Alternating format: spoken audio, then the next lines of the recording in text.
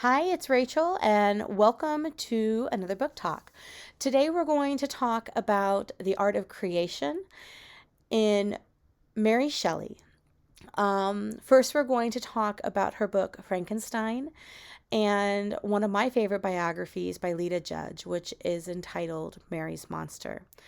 So, first, I'm going to talk about Frankenstein, which, for your information, is available in open copyright domain.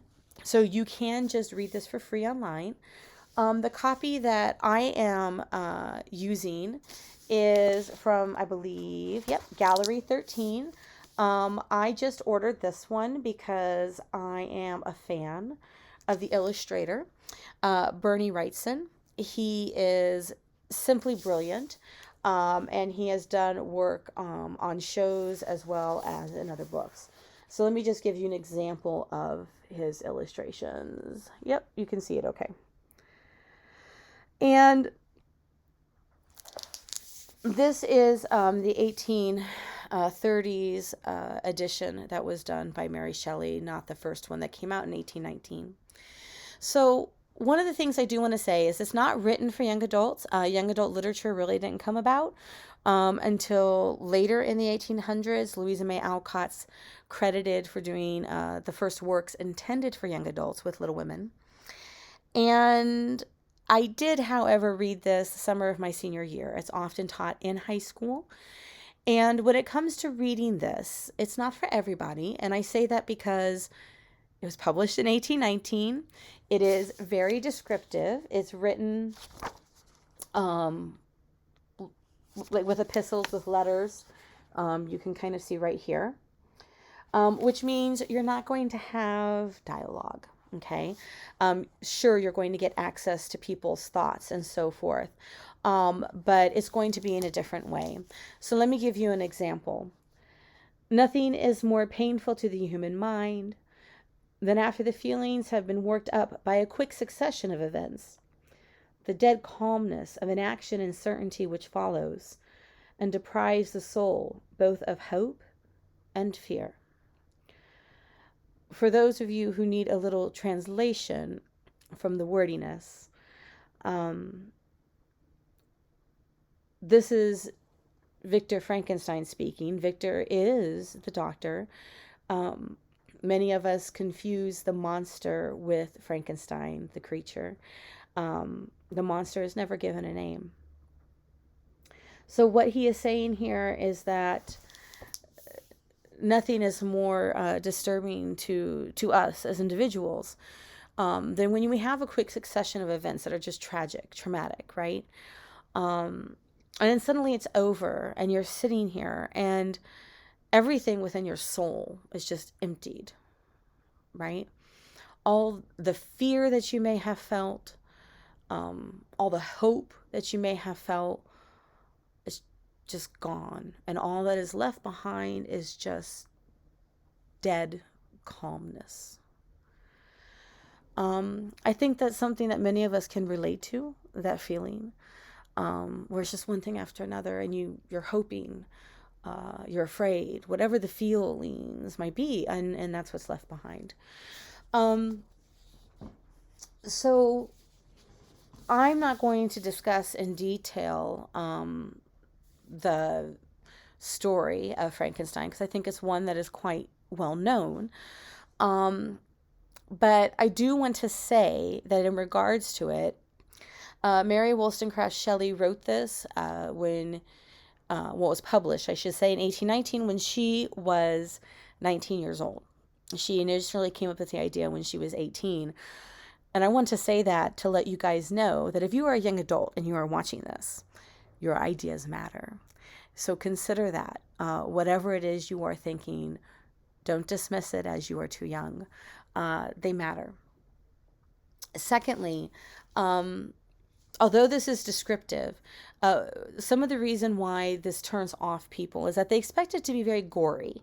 Consider the fact, though, that this is written for an audience that wouldn't want to have the gore and wouldn't need it because they rely almost exclusively upon their imagination. It isn't that the people in this time weren't exposed to violence. Trust me, they were. people were very used to seeing it day to day. A different kind of violence, perhaps, than what we are exposed to, but they would have seen this. There would have been wars. There would have been extreme poverty, and poverty of the kind that many of us can't imagine. And so, trust me, they know what is horrible. But they don't have to have it spelled out for them. And those of us today are used, maybe inured, to seeing so much graphic violence on television and in games and everything else, right? And so we expect more, maybe, in description than what we get. And Mary Shelley allows room for us to be able to experience it. So first, let me say that one of the things that Victor does, if you don't remember it or you don't know, is in order to create his life, okay? And often he's portrayed as a mad scientist in some movies, and he's not mad. He's quite brilliant, which I think is almost more frightening. And he goes out and he gathers body parts. Now, this may seem like no big deal to us in this time period. Please consider this would have been horrifying to people who lived then. And actually, it was an ongoing and pervasive fear about corpse robbers. That was actually a job. Can you imagine that? Like, hi, honey, I'm going to go out and get some bodies. And if they couldn't find really fresh bodies, they would just kill people. So, of course, who are they going to kill? They're going to kill the poor. I mean, let's be honest, it's always the poor people who get screwed in the end. So this was a living fear for many people that they contended with, not just what would happen to them when they were alive, what would happen to them when they were dead. Everybody, including a convict, deserved to have a resting place. And it was very much tied up with morality, okay, for people who were living during this time. And so the idea that bits of you were being used to animate life was horrendous. It was considered to be a travesty. So that alone would have terrified them. It was already playing on people's fears, the idea that their bodies were being used. Mary Shelley would have known this. And the other thing as well is that people also would have been grossed out completely at the thought of just a piecemeal creation. I mean, this is talking about messing with life and death. People today still rage about this idea. The idea of cloning, the idea of stem cells, the idea of using human stem cells. People often refer back to this book. Okay? So there's a lot of things that go on in this book that I want you to consider. And it was a very moving book for me because it dealt with a lot of issues that I think I still see today. The idea of if you look different, then people will treat you different. Okay. That is how the monster feels. He's not even given a name. He's ignored by Victor. All sorts of things like this. And so that's one of the things to consider when you delve into this book. It is still quite relevant today. So I was very excited when one of my favorite authors ever did a YA debut about Mary Shelley. Lita Judge is the author of Mary's Monster, Love, Murder, and How Mary Shelley Created Frankenstein. And Lita Judge primarily does nonfiction and fiction picture books. And they're really awesome, even if you're a young adult. I'm just going to say that. I like them. And I usually don't say, oh, get the audiobook, get this, get that. You choose your format. I'm going to highly recommend that you get the print copy of this book. Hold it in your hands. Take a comparison of it with a trade paperback. You will see how much larger it is. And the reason for this is that Lita is not only just a gifted writer, but a gifted artist and one of my favorites. So let me just show you the opening page. Okay. So I try to protect for copyright reasons, but I just want you to see the tender way the monster is holding Mary. And it's one at the very beginning of the book. And each one of the pages in this book is illustrated. Okay, there Mary is with her sister and her dad. Okay, there she is down here. And there's this element of, it's dark, right? It's very dark. And I want you to notice too, in the cover, you will see the monster looking back. And consider too, while you read this, why she calls it Mary's Monster. I have my own reason, but I like it when people come up with theirs. And remember, I told you she wrote this and published it when she was 19, but the idea was with her way before that. And you can see this especially on one page. Let me get there.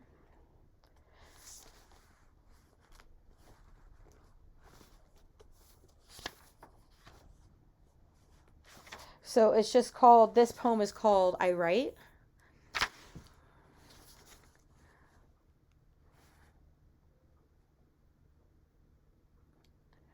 And again, that holding, that closeness, right?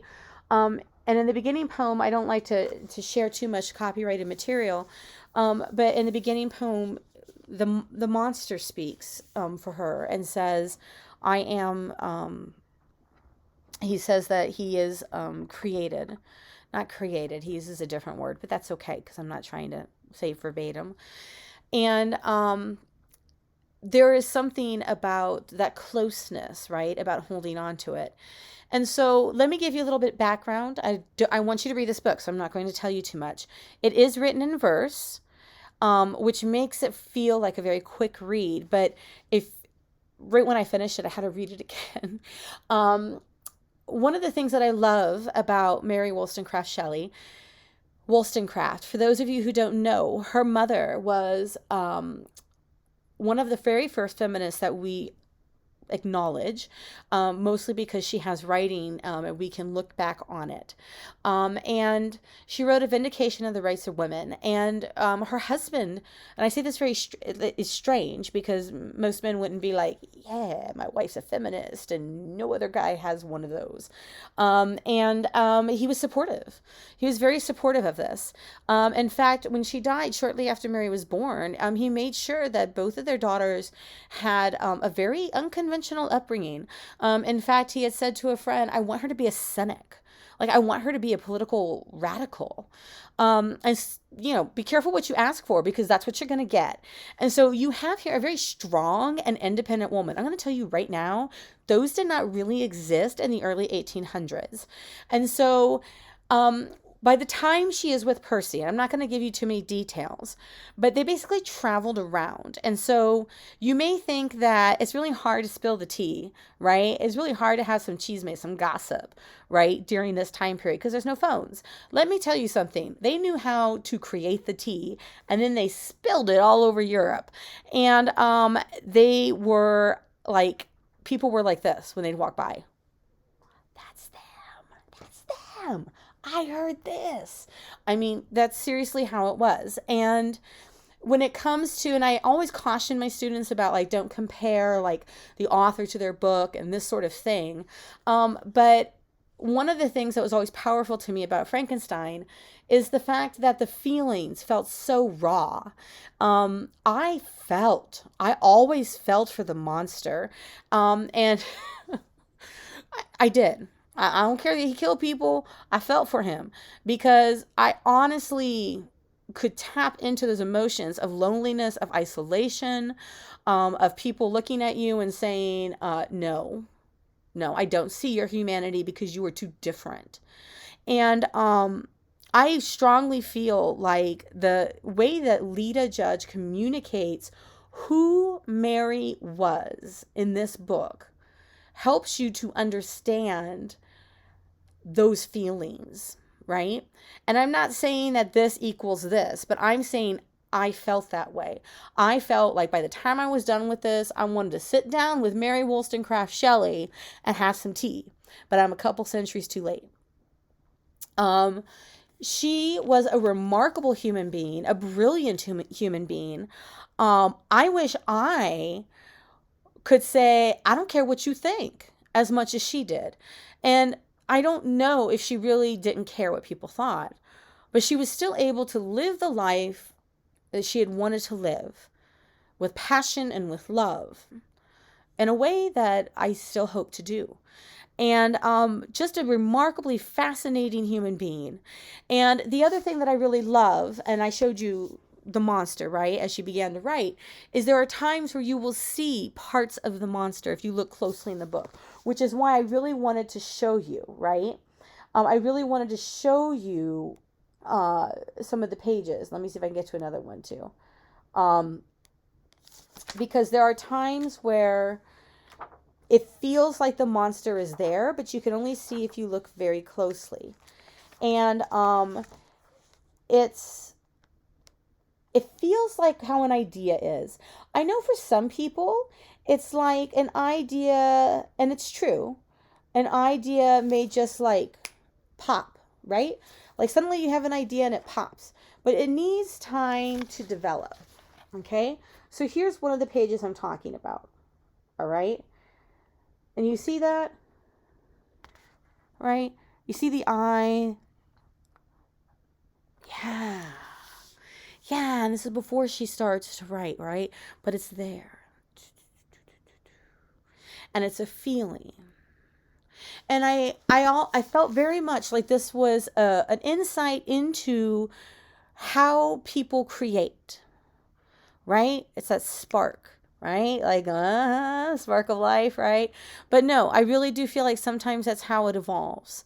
And you fine tune it and you work it until you begin to put it on paper, put it into action, whatever kind of thing that you're creating, right? And it isn't just artistic, but any sort of product that you might be doing.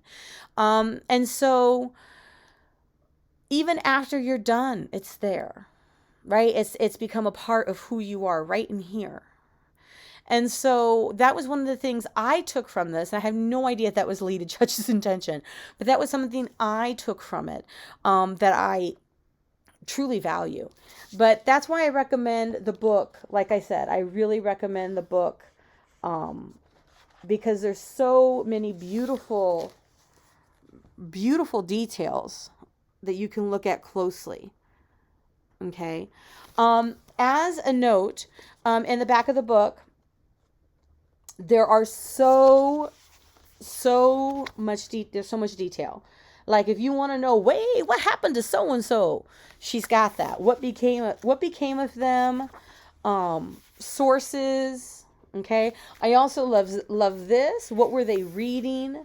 About like people during that time period. What did they publish? It's all very fascinating if you want to delve even deeper into who these individuals were. So Lita Judge's Mary's Monster. It's just supremely beautiful. And if you're interested, she does have a store, Lita Judge. You can Google it, Lita Judge, and you can look at her online store where she does sell her books signed if you want to have something autographed, okay? But I do recommend this book. And then the last, again, Frankenstein, this edition, okay, that just came out in August. And it is illustrated by Bernie Wrightson, okay? And otherwise, again, it's available open domain, okay? You can also get these at your local library, okay? So thank you once again for listening. I wish you good health. I wish you happy reading. And remember, it can be very fascinating to find out about the people who write the stories that you enjoy. Biographies are just one of my favorite things to read. Whether it's about writers or anybody else. But Mary's Monster, love you, Lita. That's one of my favorites. Thank you so much for joining me and have a wonderful November. I will see you next week.